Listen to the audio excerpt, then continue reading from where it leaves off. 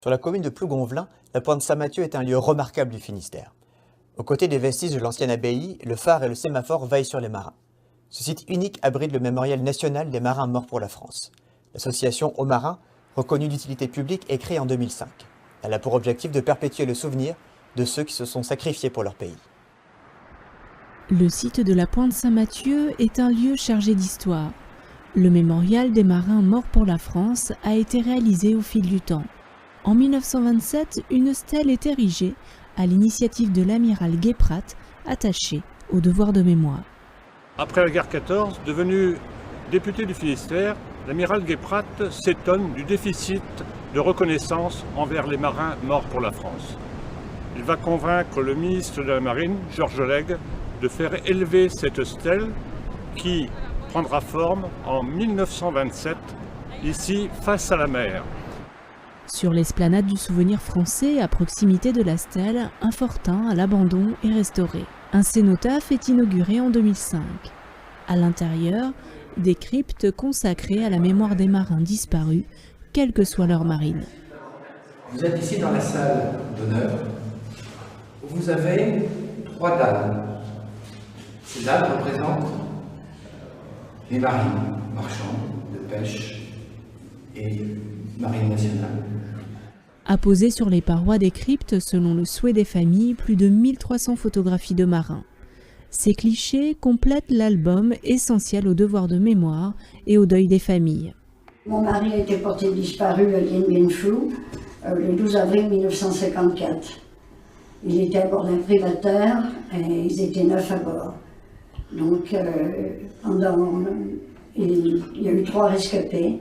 Enfin, on a vu 3 parachutes s'ouvrir et j'espérais pendant longtemps qu'ils pouvaient être dans les rescapés. Malheureusement, il n'est jamais revenu.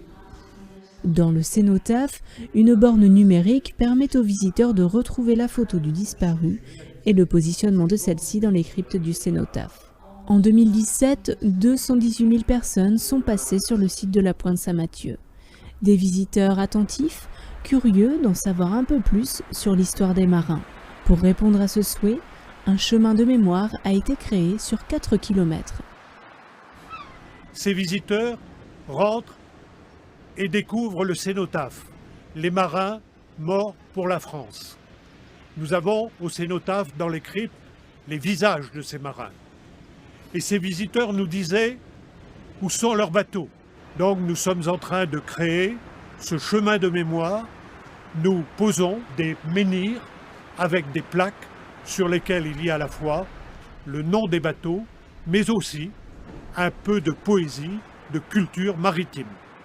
Tous ces marins qui n'ont pas de tombe peuvent être honorés et on peut leur rendre hommage ici, sur le chemin de mémoire, par cette pierre, la première.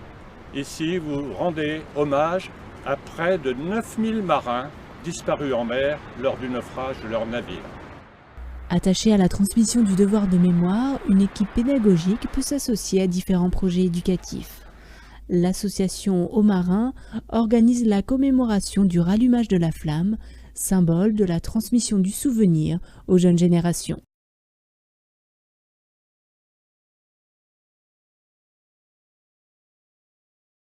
Et du 10 au 13 mai prochain auront lieu les Journées de la mémoire maritime organisées comme chaque année près de la pointe Saint-Mathieu dans le Finistère par l'association Aux Marins. René Stéphan, vous êtes le président de l'association Aux Marins justement, qui œuvre pour qu'aucun marin disparu en mer ne tombe dans l'oubli. On vous doit entre autres le mémorial justement de la pointe Saint-Mathieu.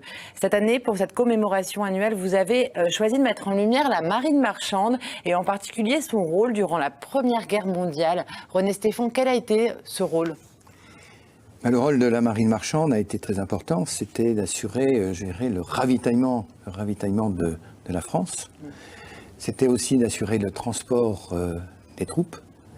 C'était, je dirais, comme l'on dit, le sort de la nation est lié à sa marine marchande. Ouais, c'est le titre d'une exposition que vous proposez. Le sort d'une nation est lié à la marine marchande. C'est très fort. C'est très fort, absolument. Parce que derrière, la France n'avait plus la capacité de produire des minerais, des céréales, ou tous les éléments de base pour la nourriture ou pour l'industrie. Et c'est cette marine marchande qui a effectivement permis d'exporter, d'importer l'ensemble de ces produits. Mais pourquoi ce rôle est méconnu aujourd'hui? On ne pense pas à la marine marchande forcément dans l'effort de guerre tout de suite comme ça. C'est vrai, mais je crois que, pourquoi méconnu? Peut-être parce qu'il n'y a pas suffisamment d'impact. Et c'est vrai qu'au cours de cette guerre 14-18, les marins, proportionnellement, ont perdu beaucoup moins de soldats. Donc tout l'effort et la reconnaissance a été plutôt sur les soldats qui sont morts. Hein. La marine marchande a perdu pas moins de 4000 hommes. Ce qui est déjà c'était beaucoup, mais moins que les soldats. Donc effectivement, il n'y a pas eu cette reconnaissance naturelle du fait que sur les monuments aux morts, on voyait beaucoup moins de noms de marins que de soldats. Un sujet passionnant en tous les cas. Le 11 mai à 15h30, une conférence sur ce sujet a lieu à l'espace Kérodi à Plougonvelin. Un mot plus global sur le rôle de votre association Aux Marins, René Stéphan, qui parmi ses missions collecte les noms et les histoires des marins disparus pour la France. Un travail minutieux qui doit demander beaucoup de patience. Absolument. Donc si vous permettez, je reprendrai un peu ce qu'est la mission. La mission de l'association, c'est d'assurer le développement et le rayonnement du mémorial national des marins à la Pointe de Saint-Mathieu, avec 4, je dirais, missions qui se tournent d'abord sur exprimer la reconnaissance à tous nos marins disparus. C'est aussi soutenir les familles de ces marins pour aider au deuil. C'est aussi contribuer au devoir de mémoire vis-à-vis de ces familles, vis-à-vis des associations, mais aussi vis-à-vis des jeunes. Et nous avons toute une dynamique aujourd'hui au niveau de ces jeunes. Généralement, on organise le 10 novembre une autre cérémonie qui est importante pour nous. C'est une cérémonie qui est organisée par les jeunes, pour les jeunes. Et nous recevons les jeunes du lycée naval, des collèges et des jeunes des conseils municipaux de la CCPI. Il y a plusieurs moments de recueillement que vous organisez dans l'année. Il n'y a pas que les journées. Il n'y a pas que les journées. Il y a les journées de la mémoire maritime, le temps fort, où là nous allons reconnaître donc effectivement mettre à l'honneur les marins de la marine marchande. Mais nous avons aussi un autre temps fort qui est ce temps fort du 10 novembre, où le ravivage de la flamme avec les jeunes. Et cette année, les deux cérémonies ont reçu le label de la mission centenaire 14-18. Donc c'est un moment important où nous allons fêter par ces deux cérémonies la victoire, mais la victoire de la paix. On n'a pas voulu simplement indiquer la victoire au bout de ce 100e anniversaire, mais la victoire de la paix. Et tout tourne autour de ça.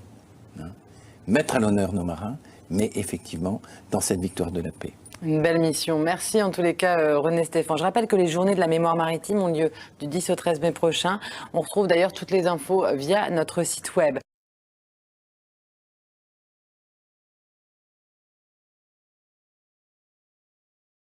C'est la journée de la mémoire maritime aujourd'hui à la Pointe Saint-Mathieu à Plougonvelin. Et c'est la marine marchande qui est à l'honneur.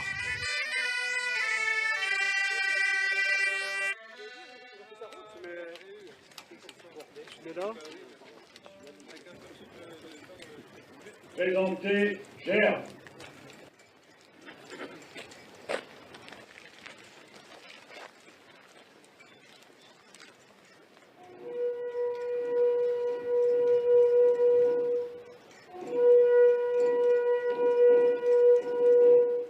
L'image de la guerre fixée par la cinématographie est celle du poilu montant au front sous un déluge de fer et de feu. Pourtant, sur la mer, cet autre théâtre d'opération tout aussi vital pour la victoire de notre pays, les marins de France, militaires, de commerce, ont eux aussi montré leur courage et leur valeur au combat. Ces hommes étaient des marins, ils étaient les soldats de la France, ils ont contribué tous à la victoire finale, au même titre que les valeureux poilus de Verdun. De François Villon, une chanson qui berça mon enfance, un vieux clocher qui brave l'horizon, un long passé d'amour et de souffrance. Ces marins sont morts loin de la France. Ils n'y ont pas de tombe. Il ne subsiste sur l'océan nulle cicatrice de leur bataille et de leur sacrifice. Il n'y a pas eu de journalistes, j'ai bien cherché, pour filmer ou photographier leurs aventures. Un navire coulé, c'est juste un navire qui n'arrive pas, suspendu quelque part entre ciel et mer. Vous êtes là pourquoi? Actuellement, nous, à l'UNC Grand Brest, nous sommes là pour commémorer et honorer les morts qui sont tombés pour la France au cours du dernier conflit. L'UNC, pour ceux qui ne connaissent pas, c'est quoi? C'est l'Union nationale du combattant qui a été créée à l'issue de la guerre 14-18 pour soutenir les familles des victimes. Et aujourd'hui, nous rassemblons tous ceux qui ont servi et qui servent toujours la France dans ces cérémonies-là. Tu es l'un des plus jeunes porte-drapeaux, là, c'est important pour toi? C'est important, oui, parce que je suis marin d'active. Beaucoup de mes membres de famille ont servi au cours des différents conflits et c'est important d'honorer leur mémoire. Je vous vois très ému d'être là. Oui, parce que j'ai un ami justement qui a disparu en mer il y a une dizaine d'années, donc je pense toujours à lui, quoi. La souffrance des familles de nos marins disparus est d'autant plus forte lorsque le corps de l'être aimé a péri dans les flots et n'a pas été retrouvé. Nous n'oublions pas les moments difficiles des familles, le temps du chagrin, de l'absence, du désespoir, des questions sans réponse. René, ça y est, on se retrouve comme tous les ans pour cette journée d'hommage aux marins avec une thématique qui change tous les ans. Cette année, c'est la mise à l'honneur de la marine marchande. Pourquoi ce choix de la marine marchande? Alors pourquoi ce choix de la marine marchande? Il est simple, c'était un peu des oubliés.